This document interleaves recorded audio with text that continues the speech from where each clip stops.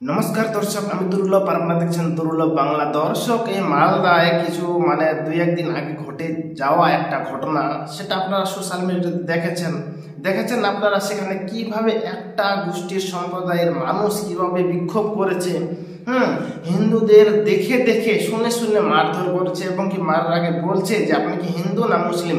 যখনই বলছে যে আমি হিন্দু, তখনই বেধড়ক মার, হুমকি, এবং কি যদি ড্রাইভার থাকে সেই ড্রাইভারকে বলছে গাড়ি চালাতে পারবো না, গাড়িটা ঘুরে নিয়ে যাও, এরকম। এবং কি আমি যে ভিডিওটা দেখলাম যে সেখানে একদম যারা গরিব মানুষ, তাদের বাড়িগুলো দেখে দেখে ভাঙচুর করা হয়েছে।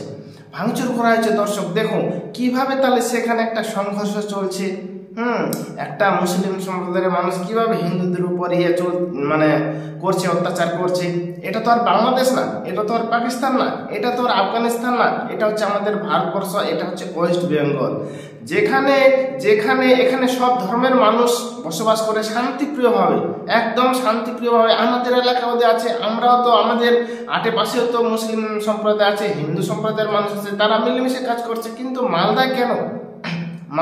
আমি যেটা সোশ্যাল মিডিয়াতে দেখলাম যে সেখানে নাকি নামাজ পড়ছিল। আপনারা জানেন রোজার দিন রোজা রাখি নামাজ পড়ে, ঠিক আছে, ওরা ওদের ধর্ম মতো কাজ করছে, ঠিক আছে, কোনো সমস্যা নেই। এইবার তারপর শুনলাম যে ওরা নামাজ পড়ছিল, নামাজ পড়ার পর আমাদের হিন্দু ধর্মের মানুষ প্রতিমা বিসর্জন করতে যাচ্ছিল আর কি, রাস্তার মধ্যে দিয়ে প্রতিমা বিসর্জন করতে যাচ্ছিল, এবং কি সেখানে জয় শ্রীরাম ধ্বনি করছিল, এবং কি ওই সামান্য যেভাবে ডিজে বাজায় নাচাকুদ্দা করে এভাবে যাচ্ছিল আর কি প্রতিমা বিসর্জন দিতে। স্বাভাবিকভাবে আমরা যারা হিন্দু ধর্মের মানুষ তারা প্রতিমা বিসর্জন দিতে যায় পুজোর পর, এভাবে ডিজে বাজিয়ে যায়। তো সেভাবে যাচ্ছিল, ওরা ওদের ধর্ম পালন করছে আর আপনারা আপনার ধর্ম পালন করছেন, এতে সমস্যা কোথায়? এখন আপনারা বলছেন যে আমরা নামাজ পড়ছিলাম, তখন ডিজে বাজাচ্ছিল, তখন জয় শ্রীরাম। আরে ইয়েটা পড়েই গেছে, সেই সময়টা পড়েই গেছে, তো কি সেটা তো আর বারবার রিপ্লাই হচ্ছে না, রিপিট হচ্ছে না। ওরা তো এভাবে সময় করে গণনা করে বার হয়নি যে এখন নামাজ পড়বে, এখনই আমরা যাব।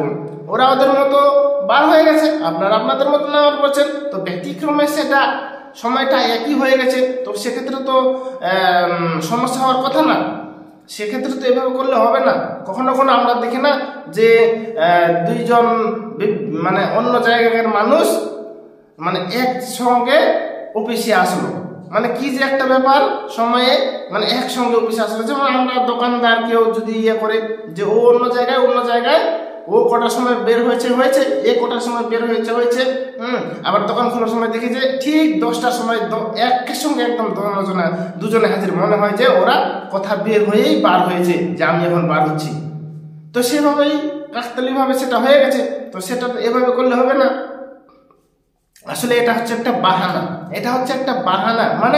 এই যে ঘটনাটা ঘটলো, সেটার তো কিছু জবাব দিতে হবে। সোশ্যাল মিডিয়াতে প্রশ্ন উঠবে সবার মনে যে আচ্ছা ওরা কি এমনি এই ঘটনাটা ঘটালো?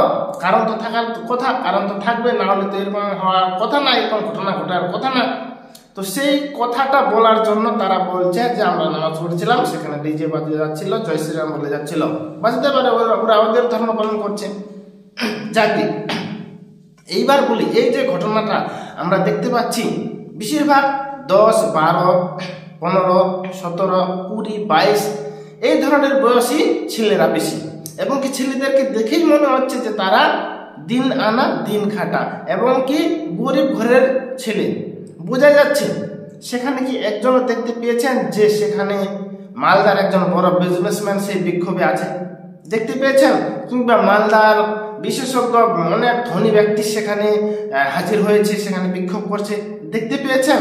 কিংবা সুনামধন্য কোনো ব্যক্তি বা চীনা পরিচিত একজন ভালো ব্যক্তি সেখানে হাজির হয়েছে সেই বিক্ষোভে, দেখতে পেয়েছেন? পাননি। শুধুমাত্র সাধারণ মানুষ, তারা দিন আনে দিন খায়, কেউ লেবারে খাটে, কেউ দিন খাটে, কেউ লেবারে খাটে, মিলে যায়, প্লাই মিলে যায়, এরকম আর কি, বিদেশে কাজ করতে যায়, এরকম আর কি। সবার চেহারা এরকম দেখেই মনে হচ্ছে। তো তাদেরকে কি হচ্ছে? তাদেরকে উস্কানি দেওয়া হয়েছে বলে আজকে তারা তো গাধা, যারা এই বিক্ষোভ করছে তারা গাধা, তারা মূর্খ। তারা একদম মানে কি বলার, নিজের ব্রেনটাকে খাটাতে পারছে না, কি করবো না করবো, মানুষের অন্যের কথায় চলে, অন্যের কথায় বসে।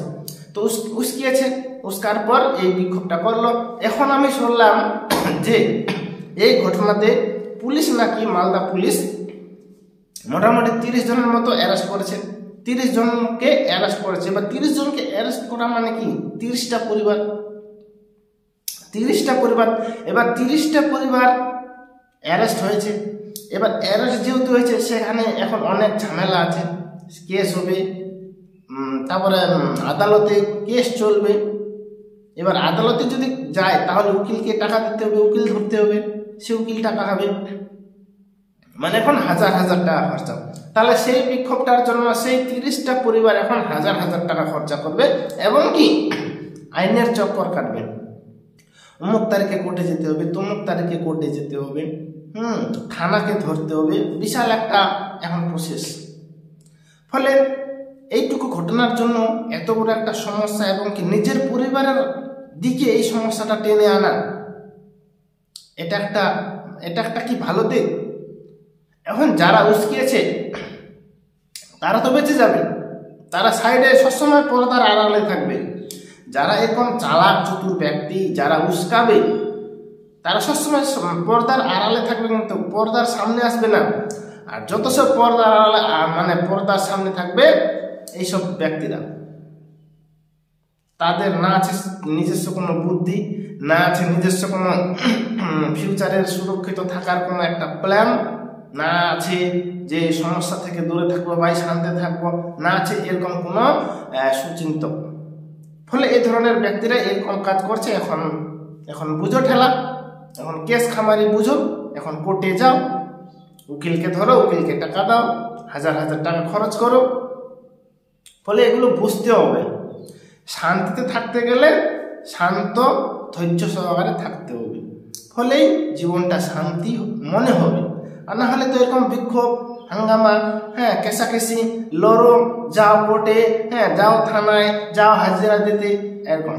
দর্শক, এটা হচ্ছে ব্যাপার। তবে আমি যেটা মনে করি যে এই ঘটনাটা একদমই ঠিক না, এবং কি মুসলিমরা যেভাবে করেছে ঘটনাটা, সত্যি এটা কিন্তু এটা একটা খারাপ ঘটনা, মানে যা করেছে বিক্ষোভটা খুব খারাপ করেছে। এরকম করে একদমই ঠিক হয়নি। ওরা ওদের ধর্ম পালন করছে, আপনারা আপনার ধর্ম পালন করুন, তাতেই শান্তি। তাতেই শান্তিতে আপনার জীবনটা কাটবে, আর বাকিরাও শান্তিতে কাটাতে পারবে। তো দর্শক, এটাই হচ্ছে ব্যাপার। তো আজকে এই ভিডিওটাতে এটাই বলার ছিল। আশা করি বিষয়টা এবং ভিডিওটা ভালো লাগছে। যদি ভিডিওটা ভালো লাগে তাহলে লাইক, কমেন্ট, শেয়ার, সাথে সাবস্ক্রাইব। ঠিক আছে দর্শক, ভালো থাকবেন, সুস্থ থাকবেন, ধন্যবাদ।